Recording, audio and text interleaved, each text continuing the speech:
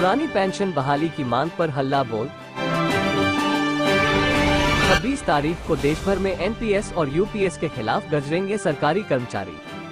NMOPS के अध्यक्ष विजय कुमार बंधु ने कर्मचारियों से ओपीएस बहाली के लिए और एनपीएस यूपीएस के विरोध में 2 सितंबर से 6 सितंबर तक काली पट्टी बांधकर काम करने का आह्वान किया था। यह अभियान शुक्रवार को समाप्त हो गया। अब एनएमओपीएस द्वारा 26 सितंबर को देश के सभी जिला मुख्यालयों पर विरोध प्रदर्शन करने की घोषणा की है।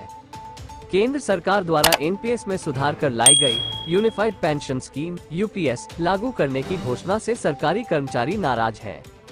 अधिकांश कर्मचारी संगठनों ने नई पेंशन योजना यूपीएस का विरोध किया है। कई संगठनों ने केंद्र सरकार का यूपीएस पर नोटिफिकेशन आने से पहले ही विरोध का बिगुल बजा दिया है। बड़े कर्मचारी संगठनों ने प्रधानमंत्री मोदी को पत्र लिखकर यूपीएस का विरोध जताया है। एनएमओपीएस के अध्यक्ष विजय कुमार बंधु ने कर्मचारियों से ओपीएस बहाली के लिए और एनपीएस यूपीएस के विरोध में 2 सितंबर से 6 सितंबर तक काली पट्टी बांधकर काम करने का आह्वान किया था। यह अभियान शुक्रवार को समाप्त हो गया। अब एनएमओपीएस द्वारा 26 सितंबर को देश के सभी जिला मुख्यालयों पर विरोध प्रदर्शन करने की घोषणा की है। कर्मचारियों के विरोध प्रदर्शन का मकसद केंद्र सरकार को चेताना है। विजय बंधु के अनुसार केंद्र सरकार को यूपीएस एनपीएस हटाकर दोबारा से पुरानी पेंशन बहाली करनी होगी। ओपीएस की मांग के लिए आंदोलन को तेज करने के मकसद से 15 सितंबर को दिल्ली में एनएमओपीएस की राष्ट्रीय कार्यकारिणी की बैठक होगी। एनएमओपीएस के राष्ट्रीय सचिव अमरीक सिंह ने बताया, लगातार 5 दिन तक रेलवे सहित सरकारी कर्मचारियों व शिक्षकों ने पुरानी पेंशन बहाली के लिए काली पट्टी बांधकर काम किया है। कर्मचारी व शिक्षक वर्ग अपने अधिकार को लेकर रहेगा, उसके लिए उसे चाहे कितना भी संघर्ष क्यों न करना पड़े। सरकारी कर्मचारी संघर्ष से पीछे नहीं हटेंगे। आप भी अपनी प्रतिक्रिया जरूर व्यक्त कीजिए। नई पेंशन योजना सही है या ओपीएस? संगठन के राष्ट्रीय सचिव डॉक्टर नीरजपति त्रिपाठी ने कहा, पहली बार ऐसा हो रहा है कि देश का कोई भी कोना इस अभियान से अछूता नहीं रहा है। देश भर के कर्मचारियों व शिक्षकों ने अपने अपने कार्यस्थलों पर अपनी एकजुटता को प्रदर्शित किया है। एनएमओपीएस के राष्ट्रीय उपाध्यक्ष वितेश खांडेकर ने कहा, अगर सरकार ने जल्द ही पुरानी पेंशन बहाल नहीं की तो विधानसभा चुनावों में वोट फॉर ओपीएस अभियान चलाकर पुरानी पेंशन बहाल कराई जाएगी। महाराष्ट्र, जम्मू कश्मीर व हरियाणा के विधानसभा चुनावों में ओपीएस का बेहद असर देखने को मिलेगा। सभी प्रदेशों के कर्मचारी सरकार से आग्रह कर रहे हैं कि पुरानी पेंशन बहाल की जाए। National movement for old pension scheme की पिछले दिनों हुई राष्ट्रीय कार्यकारिणी की बैठक में केंद्र सरकार द्वारा घोषित की गई यूपीएस योजना का विरोध किया गया है। इसे कर्मचारियों के बुढ़ापे के लिए जोखिम वाली योजना बताया है। यूपीएस से रिटायर्ड पर्सन की सामाजिक सुरक्षा खत्म होती है। इस बाबत प्रधानमंत्री मोदी को पत्र लिखकर पुरानी पेंशन बहाली की मांग की गई है। संगठन के नेताओं के मुताबिक एनपीएस व यूपीएस से कर्मचारियों का भविष्य अंधकार में हो गया है। कर्मचारियों द्वारा काली पट्टी बांधकर विरोध जताने का असर देश भर में देखा गया है।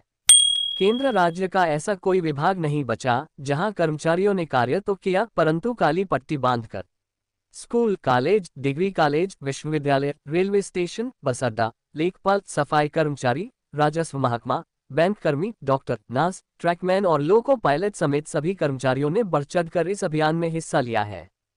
आप भी अपनी प्रतिक्रिया जरूर व्यक्त कीजिए। नई पेंशन योजना सही है या ओपीएस? एनएमओपीएस के पदाधिकारियों का कहना है कि कर्मचारियों की एकजुटता ही इस आंदोलन की ताकत है, क्योंकि पेंशन की लड़ाई हर एक कर्मचारी की लड़ाई है। ओपीएस की मांग को लेकर देश का पूरा शिक्षक व कर्मचारी समुदाय एकजुट हो गया है। वे ओपीएस बहाली के लिए प्रतिबद्ध है। एनपीएस व यूपीएस दोनों ही छलावा है। पुरानी पेंशन ही सामाजिक सुरक्षा की मजबूत गारंटी है।